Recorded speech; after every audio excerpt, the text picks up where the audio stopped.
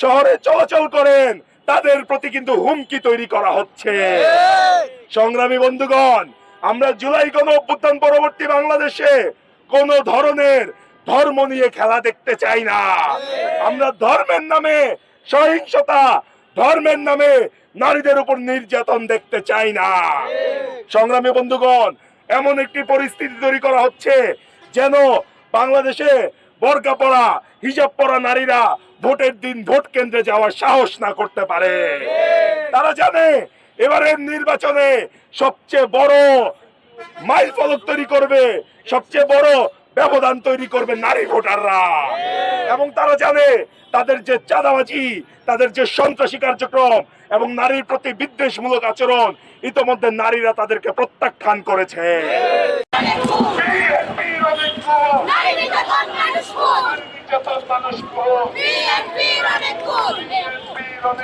নারী মানে